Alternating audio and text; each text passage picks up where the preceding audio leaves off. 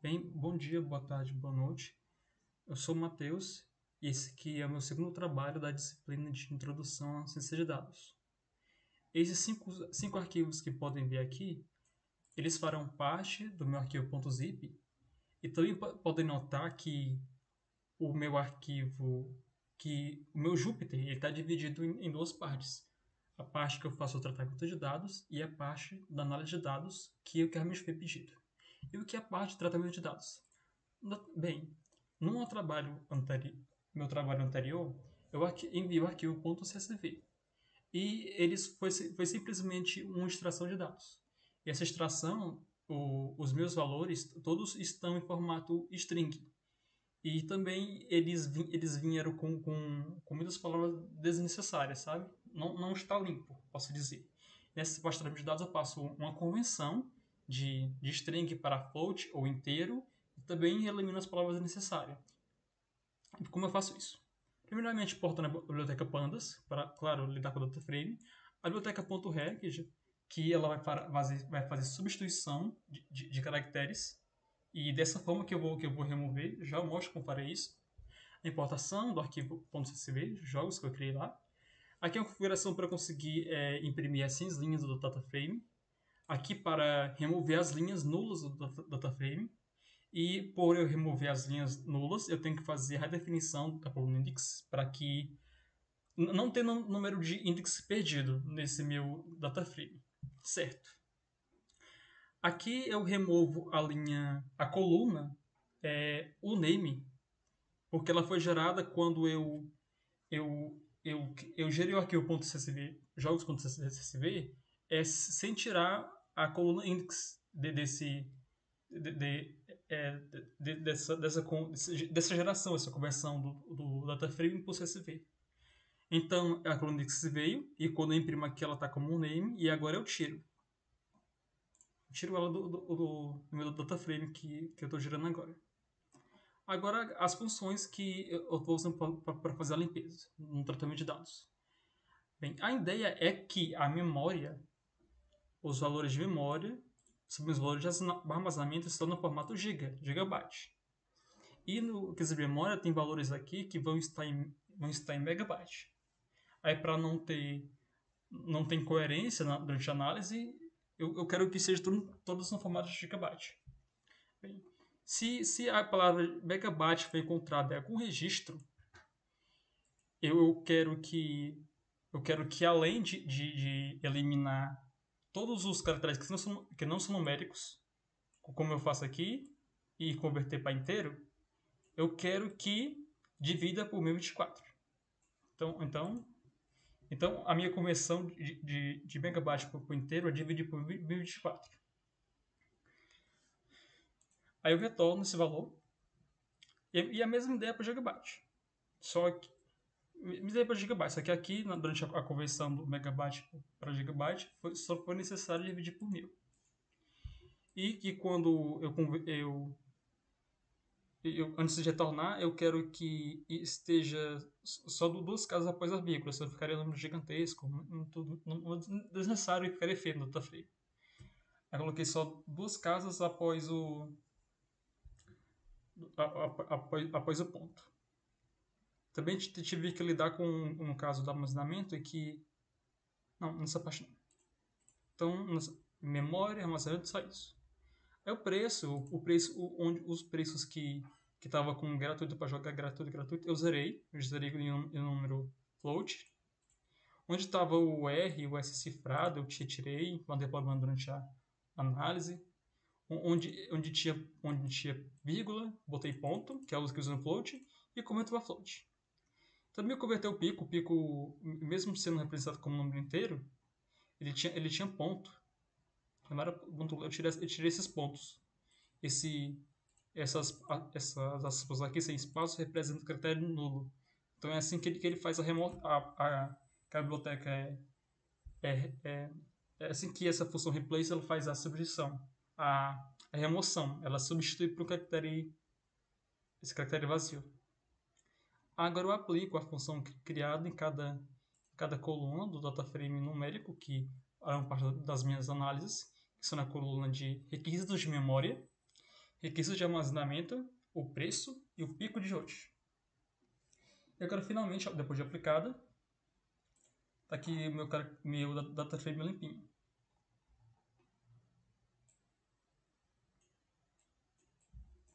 Vou até botar para rodar para ter certeza. Tá aí. E no final é gerado o arquivo CSV com os dados já tratados para análise, né? E eu vou trabalhar agora com esses jogos.csv. Então é por isso que eu divido tratamento de dados e análise de dados, para mim ter segurança, para não correr risco de eu ter dor de cabeça durante a análise. Vamos para a parte que de fato importa, a análise de dados.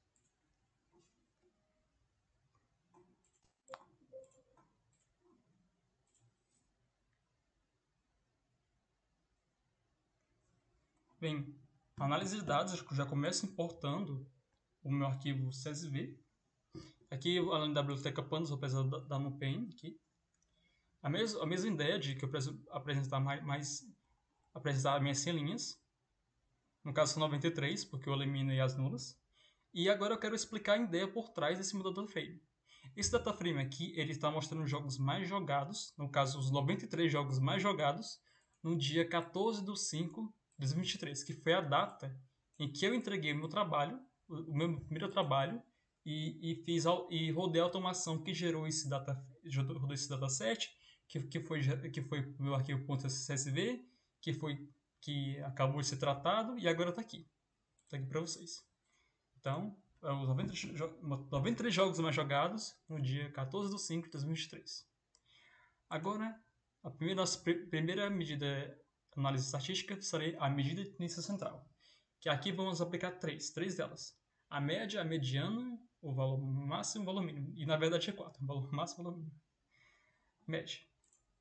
Aí a média, não tem como dizer, só pega os valores, todos os valores da coluna que eu indiquei aqui, no caso o pico de hoje, e soma e divide pela quantidade, que no caso é 94. 93 é mais 0. 94. Soma e divide por 94. Mesma ideia aqui, cada um deles. Aplicando, ficaria aqui. A média do pico do dia 14 de 5 de 2023 foi esse número de jogadores. Certo. A mediana, como diz, para gerar a mediana, ele distribui os dados em ordem crescente e pega o valor lá do meio, quando é ímpar. Quando é par, pega os dois do meio e divide por 2. Foi no caso que aconteceu com o pico de hoje, pico do dia. Claro, esse valor foi gerado porque ele precisou dividir dois valores por 2. A mediana do preço foi 58,99. A mediana da memória mínima necessária foi 6 GB. E o armazenamento necessário foi 25 GB. Eu acho que eu já disse, mas essa memória e armazenamento que eu trato no data frame, ela é pegada da memória e armazenamento, também o processador é a mesma coisa, é o mínimo necessário para que esse jogo rode. Tá? Entendeste? É o mínimo necessário para que esse jogo rode. Então tá. É isso que ele pega. Esse requisito mínimo de memória, requisito mínimo de armazenamento, por isso que eu chamo assim. É o valor mínimo e o valor máximo. O valor máximo. Simplesmente ele faz uma busca pelo maior valor na coluna que eu indiquei, no caso pico, preço, os valores máximos, que eu posso exigir isso. Quando eu pego o valor máximo do pico, eu digo que o jogo mais jogado tinha esses são jogadores, 1.755.999 jogadores. O jogo mais caro, eu pego o valor máximo do preço, custava quase R$300. E a memória máxima exigida era de 6 GB. E o armazenamento máximo exigido era 170 GB. Agora os valores mínimos. Os jogos mais jogados dos 93 lá, da lista, tinha 100.116. Tinha esse tanto de jogadores. O preço estava gratuito, claro. Ele exigia aqui só sou meia giga. Aqui com certeza eu tive que aplicar a conversão. Com certeza aqui antes estava 512 megabytes, que virou 1.5 GB. Aqui 0.002 GB, com certeza foi convertido também a armazenamento. Aqui antes estava 20 megabytes, ou seja, 20 megabytes. Agora outra medida, a medida de variabilidade que eu apliquei é o desvio em relação à média, a variância e o desvio padrão. O desvio é a diferença entre o valor observado e a estimativa de parâmetro selecionado, no caso, a média. Então é bem simples, o desvio padrão ele retorna aqui uma lista, eu já mostro isso. Eu gero uma lista aplicada na dada coluna indicada,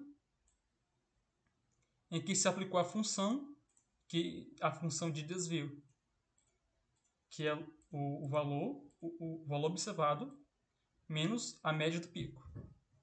No caso, a média de parâmetro estimado, que é a média escolhida. Então ele pega, por exemplo, ele pega o valor lá, o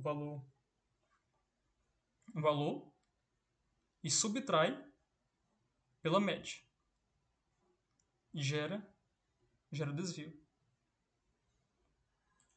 E vai aplicando isso para cada valor e com isso ele gera uma lista.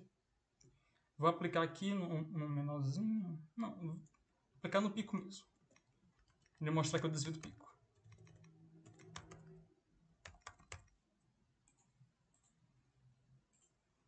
Tá aí, ele gera uma lista com 94 valores. 94 era 93 mais 0. Desvio absoluto médio. Isso aqui é a média dos desvios, né? Ele pega, soma todo o desvio e divide pelo número de amostras. E aplicando isso pela função média. Está aqui o desvio absoluto médio para cada pico, preço, regra de memória, regra de armazenamento. E agora, finalmente, a variância. Simplesmente, tem muito o que falar, é só aplicar a função vá em cada uma das colunas. Pico, preço, regra de memória. Terceira parte agora, eu trabalho com a tabela de frequência e o histograma. Primeiramente, eu vou falar, o histograma ele é adequado para ser usado em valores que são realmente tipo numérico.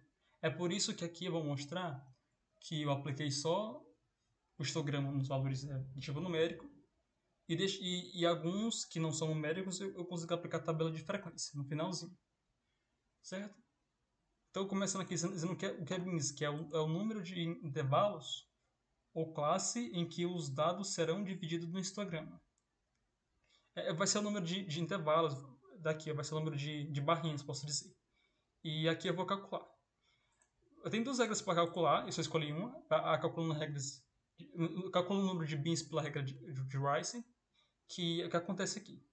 Ele pega, primeiramente, ele precisa do número de linhas do dataframe, e com isso ele pega o log na base 10 desse número de linhas do dataframe, multiplica por 3,3 e soma 1. E depois arredonda esse valor para cima. Também tem calcular a média de bins pela raiz quadrada, que simplesmente pega o número de linhas do dataframe e calcula a raiz quadrada dele. Eu escolhi fazer pela regra de Rice, porque foi a que eu conheci durante minhas aulas de estatística. Bem, começando. Eu pensei em colocar a biblioteca MET, porque ela lida com funções matemáticas, e a Matploit. A Matploit é a biblioteca que plota gráficos. Eu vou usar também ela no Boxplot depois. Aqui é a função aplicada. Aqui o log um tamanho do log na base 10 no tamanho do dataframe. Essa função aqui retorna o número de linhas do dataframe. Se eu botasse um aqui no shape, tornaria o número de colunas. Bem, aí multiplicou 3,3, soma mais 1. Esse céu aqui ele arredonda para cima, como eu preciso. E o que é gerado. Se eu executar aqui, o K ele vai ser 8. Então, 8. Bins é 8. 8 intervalos. Então, vou aplicar agora. primeiramente no pico. Eu gero o meu histograma aqui, meu histograma a partir da coluna pico de hoje do meu data frame, em que o número de intervalos vai ser k. Ou seja, o número de intervalos entre 0 a 1 milhão, e esse número aqui gigante, é o meu data frame, né? Ele vai ser dividido por 8, e é isso que... E cada intervalo vai ser representado no meu histograma. Aí a coluna X chama de pico e a Y chama de frequência. Eu sempre chamo a coluna de frequência para cada meu histograma gerado. Vocês podem ver aqui que o meu histograma ele tem a pressão de forma diferente. Ele botou less 6, ou seja, ele botou 1, por exemplo, falou esse é o valor 1.755.000, e colocou 1.5 vezes 10 elevado a 6. Essa forma que está apressando, senão o número ficaria gigantesco e ele não conseguiria representar no histograma. Bem, agora a tabela de frequência. A tabela de frequência, eu criei um data frame para cada tabela de frequência apresentada, e a frequência pico. Ela começa sempre com os valores de pico. Sempre começa com os valores da frequência absoluta, organizadas pelo valor de pico. Então ela conta quantas vezes aquele mesmo pico apareceu, ou qualquer valor memória ou armazenamento que for aparecer depois, vai somando, porque ela vai agrupando, e com isso gera o valor na frequência absoluta. Por exemplo, ele pega o valor do pico de hoje, aqui 100.116,58. 116.000, 11.658. Aí ele aparece só uma vez esse valor, então frequência absoluta 1. E aqui, como é característico da tabela de frequência, é chamar de xi. X é o valor e I é como se fosse o índice. E isso é aplicado na tabela de frequência e também foi aplicado nessa minha tabela de frequência. Depois eu calculo a frequência acumulada, que ela vai percorrendo a tabela de frequência e vai somando as frequências absolutas pelo seu consumo, e esse valor vai ser sempre adicionado na linha, no registro de frequência acumulada. E a parte da frequência acumulada, eu consigo calcular a frequência fracionária, que ela é feita quando eu pego a dada frequência acumulada do registro XI, da linha XI, e divido pela frequência acumulada máxima. E assim eu gero a frequência fracionária. Não tem muito mais o que falar. Isso é aplicado no histograma também do preço. Pode ver que a maioria dos jogos aqui, dos jogos mais jogados, então, era gratuito. Uma boa observação disso. E aqui também, e no pico, podemos tirar do histograma que boa parte dos jogos, né, não tinha tanto display assim.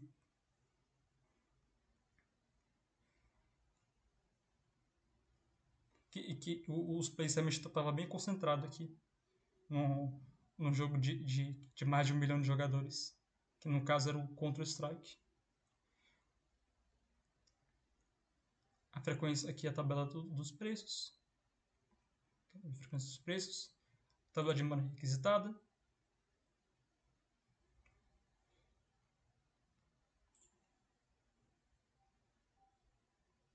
Aqui, essa é a tabela mais bonita que ficou da tabela da memória. Podemos ver aqui que é de meio 0,5 GB necessário, e o máximo de 6 GB. O máximo o que tinha mais de exigência de memória era 28. Era 4 GB, na verdade. Ocorreu 28 exigências de 4 GB de memória. Então, não é, era 8. Aqui é 8 embaixo, não via 8. Então, a maioria dos jogos mais jogados aqui exige pelo menos 8 GB de memória. 31 jogos exigiram 8 GB de memória, que foi mais exigido. A custo de armazenamento requisitado. Pode ver que os jogos mais jogados, então, eram os mais leves. Então, pode notar isso, que acho que a maioria das pessoas tem computadores medianos. Então, por isso que são mais jogados os jogos que exigem menos. Aqui a tabelinha, que varia de 20 megabytes a 160 gigas. E aqui o extra, como eu disse, a coluna desenvolvedora e a coluna distribuidora. Vou voltar lá. Aqui, ó. Desenvolvedor e a distribuidora de cada jogo.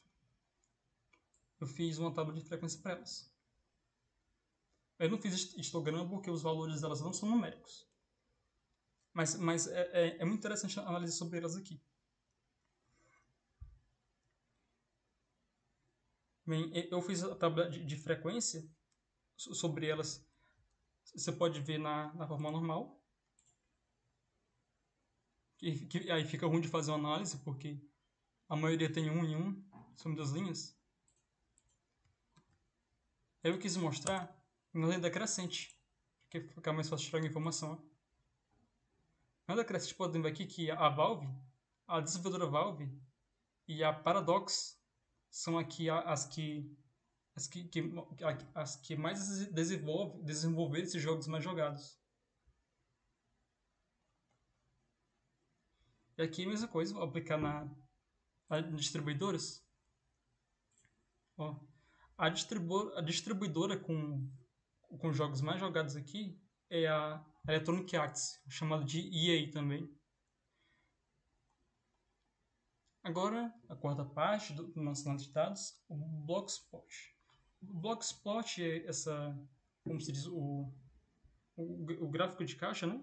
Ele mostra um gráfico que mostra o resumo de propriedades de um conjunto de valores numéricos. Para isso, por exemplo, isso aqui eu usei a biblioteca simplesmente para importar essa imagenzinha aqui para explicar direito o funcionamento do Bugspot. Os pontinhos que são soltos vão aparecer soltos no diagrama. Ele mostra os outliers, os valores discrepantes. As barrinhas puxadas do retângulo, limite superior, a aresta do triângulo, o terceiro quartil, primeira aresta do primeiro quartil. Sempre tem uma barrinha dentro do retângulo, que é a mediana. A mediana também, que é a mesma coisa de chamar o quarto quartil. O segundo quartil. A outra barrazinha, limite inferior. E mais valores discrepantes. Começando aqui com o pico, aplicando o Blockspot no pico. Aqui, só aplicando nesse tamanho aqui, largura 8 e altura 5, eu não consigo quase ver nada. Tem os valores discrepantes aqui, é claro, né? Dá pra notar no jogo aqui que tem mais de 1 milhão de jogadores, quase 2 milhões, que era o Counter-Strike, uma jogada. Alguns valores discrepantes, a gente pode ver que a maioria se concentra em poucos jogadores aqui. Mas vamos aumentar aqui essa imagem para a gente conseguir ver melhor. Vou botar aqui 30.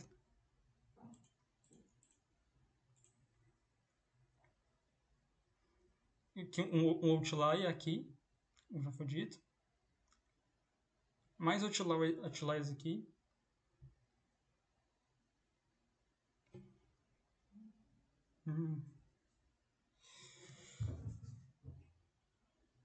Tem um limite superior aqui.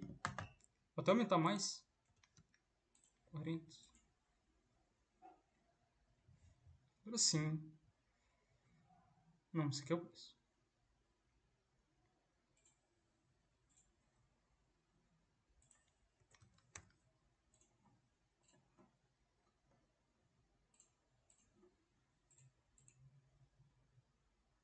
Ele não está mostrando. Eu vou pegar a funçãozinha aqui, que plot.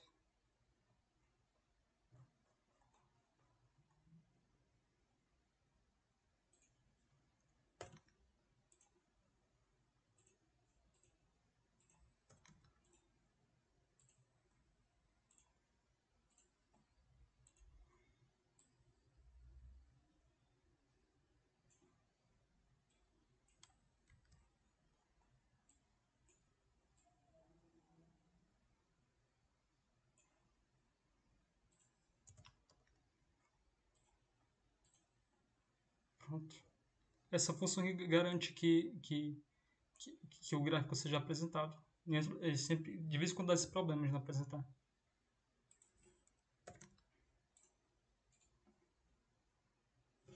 E podemos ver a mediana aqui dos jogos do pico, entre 0 e um valor muito baixo, não dá pra, nem para notar direito.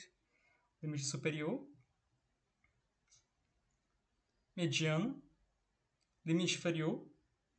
Aqui se localiza o primeiro quartil, segundo quartil.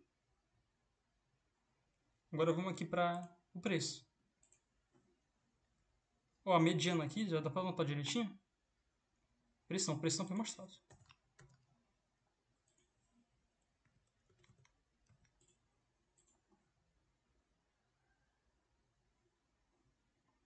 O preço aqui, um valor bem discrepante aqui, foi um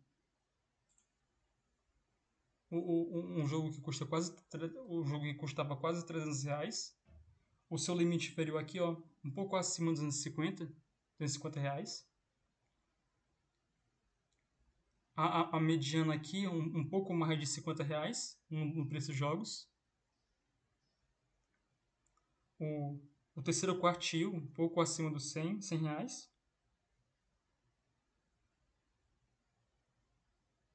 O limite inferior ficou exatamente no zero. Agora que precisa de memória.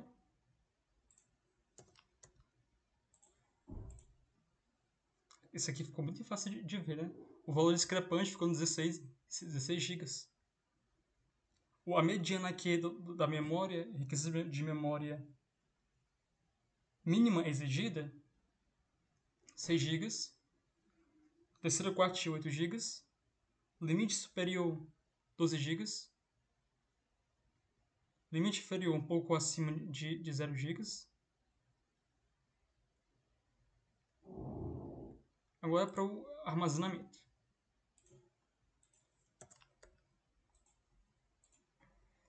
Armazenamento é valor discrepante, aquele lá que exigia quase 175 GB. E mais dois aqui, que exigia 150 GB e um pouco mais 150. A mediana aqui do requisito de memória. Requisito de armazenamento exigido, mínimo, 25 GB. O limite inferior aqui de 0 GB. E finalmente, terminamos aqui o Quickplot. Terminamos o Blockspot. Agora o Quickplot. Quickplot é uma técnica para verificar se a distribuição dos dados segue normal. Fazendo isso, é feito isso baseando-se na concentração dos dados no intervalo -1 e 1. Quando os dados estiverem concentrados seguindo uma reta linear, que já vai ser mostrado, mais próximos dados estão de uma distribuição normal. E para isso, para ser aplicado o Quickplot, precisamos primeiro padronizar os dados no formato Z-Score. Para isso, vamos usar a biblioteca StutzZScore. Aí ela pede como parâmetro um conjunto de dados. Essa função calcula o Z-Score de cada registro e retorna uma lista com resultado. Então ela tem ali a lista, ela pega cada valor, calcula e retorna. E no final acaba retornando uma lista com esses valores. É como é feito o cálculo Z-Score. Então cada registro do meu conjunto de elementos, cada registro do meu dataframe que eu selecionei, a parte do dataframe que eu selecionei, é subtraído pela média, né? Entre eles, e depois dividido pelo desvio padrão. Aí vamos aplicar. Para usar a função stats e scores, precisamos importar a scipy studs, a studs aqui, black studs, e aqui vamos criar uma lista para cada um desses aqui. A lista de z-scores por pico, z-scores por preço, memória, armazenamento. E agora vamos aplicar o QQplot. Como isso funciona?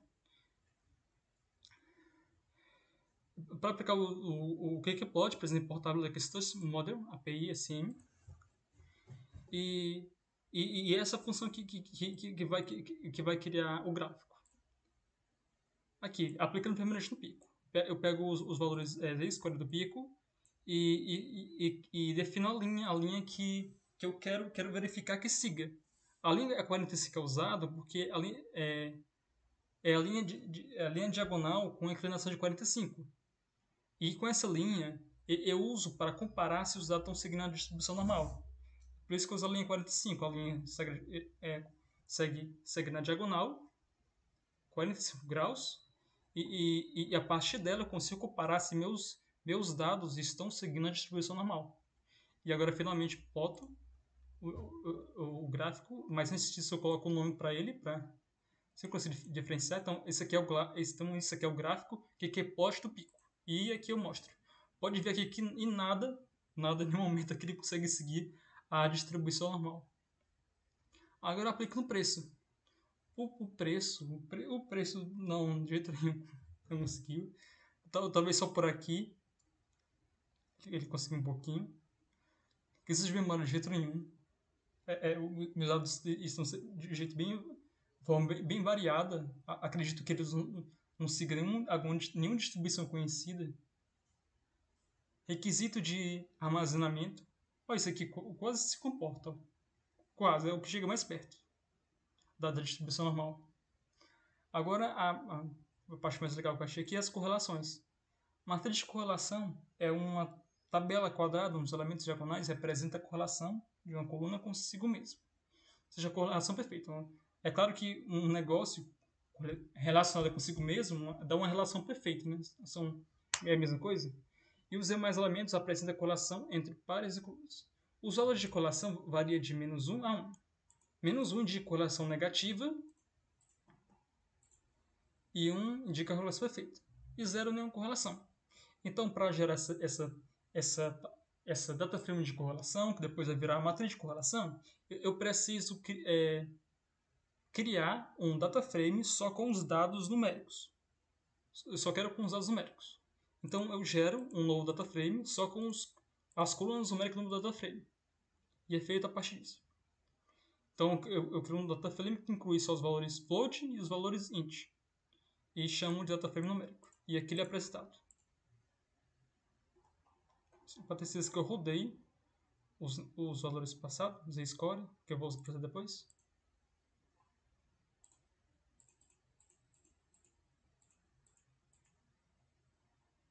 Bem, agora eu aplico o método corre para calcular a correlação entre as colunas. Aí eu gero o data frame correlação a partir da função corre aplicada em meu data frame só de numéricos. Aqui já pode ver a correlação que já vou fazer o diagrama. Que a correlação de pico sobre pico é 1, é perfeita porque é uma correlação sobre si.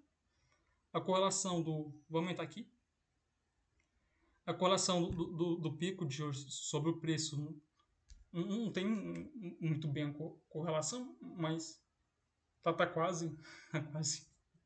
A correlação de memória sobre pico quase nada, requisito de armazenamento quase sobre nada. Tá negativa, né? Preço, pico, nada. A gente pode ver quase uma correlação aqui, uma correlação importante, é o preço, requisitos de memória, e o preço, requisitos de armazenamento. Normalmente, isso quer dizer que normalmente os jogos mais caros, os jogos mais caros, eles são certamente também os mais pesados. São os que exigem mais de memória e os que exigem mais de armazenamento. Isso é a principal correlação entre os dados numéricos aqui do data frame. O preço, a memória e o armazenamento. Agora vamos botar aqui Também pode ver uma também no requisito de armazenamento e requisito de memória.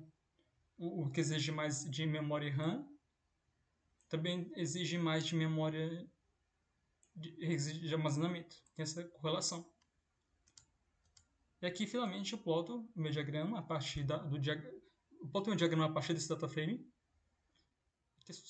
E agora, agora no teste de normalidade, eu vou mais uma vez verificar se essas minhas colunas, que são do tipo numérico, elas seguem a distribuição normal. E para isso, eu vou pegar a tabela de frequência e de cada uma delas e os z-scores que já estão prontos, pegar os respectivos z-scores dela e adicionar como nova coluna da tabela de frequência delas.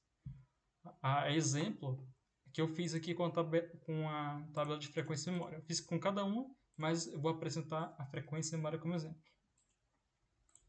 Aqui foi adicionada a coluna de z-scores da memória na tabela de frequência da memória. Aqui. Ela já tinha a frequência absoluta, a frequência acumulada e a frequência fracionária. Bem aqui, eu vou calcular a frequência fracionária esperada. Agora, cada uma da tabela de frequência do tipo numérica vai receber mais uma coluna que vai ser a frequência fracionária esperada, que é calculada a partir dessa função. E aqui eu vou retornar a exemplo como ficou na tabela de frequência da memória.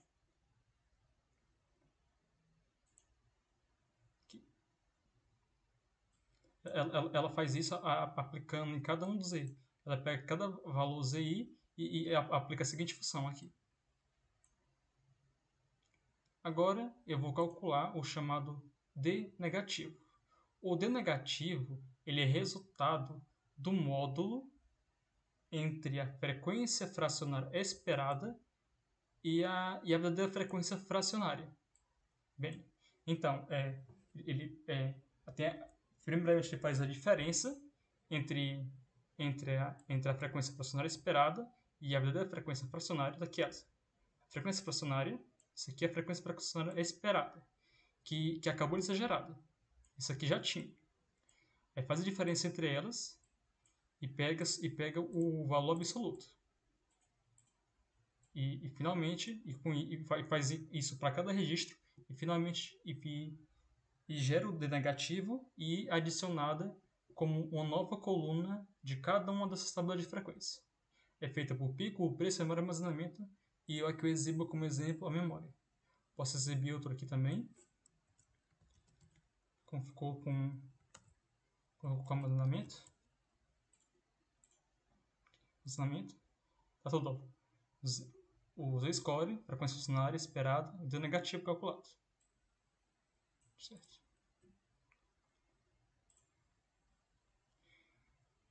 Agora, primeiramente, vamos calcular o D positivo. Primeiramente, calculando o D positivo, eu vou criar uma tabela, eu vou criar mais uma nova coluna em cada uma dos picos de tabela de frequência, uma coluna de D positivos que inicialmente está tudo zerado. Depois eu faço o cálculo do D positivo. O cálculo do D positivo é feito da seguinte forma. Ele pega a frequência fracionária esperada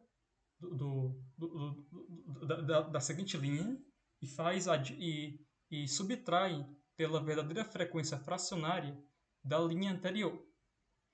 Como a coluna, que é índice zero, não tem linha anterior, o resultado, o seu D positivo, vai ser igual à sua própria frequência fracionária esperada, certo? Para isso, fiz através da função lambda. Então, por exemplo, frequência pico, CD positivo, aí aplicada a função de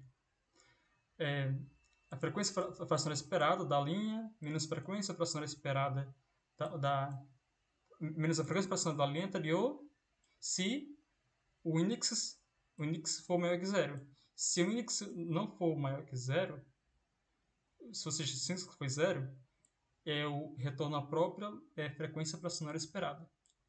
e isso para cada uma dessas para cada um desses data frame, para cada um dessas lua de frequência.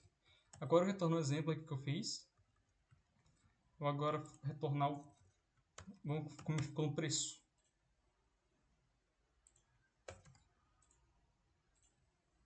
Aqui. Que eu dei positivo já do preço. Agora, finalmente,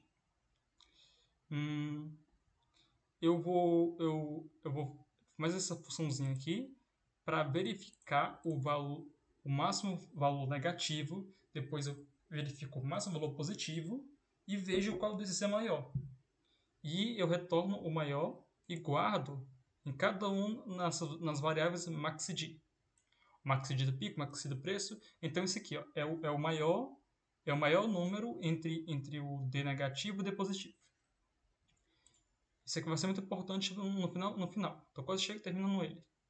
Bem, agora finalmente eu vou usar a função KSCriticalValue, que ela funciona pegando as integers, a quantidade de dados, o alpha, que é um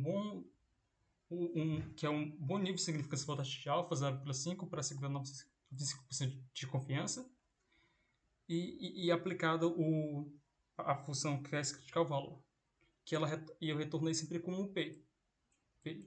Pico P, preço P, vazamento P. Aí finalmente eu aplico o teste de normalidade. Simples assim. Se o D gerado, o maxid aqui, as funções, que é no caso o maxid, as funções, os dados seguem distribuição normal se o maxid for menor que o P, o valor P. Caso não, os dados não seguem a distribuição normal. Então, eu apliquei uma função para cada um. Eu apliquei a taxa de normalidade para cada um maxid e valor P. E o resultado foi que nenhum dos meus dados aqui segue uma distribuição normal. Então é só isso. Muito obrigado.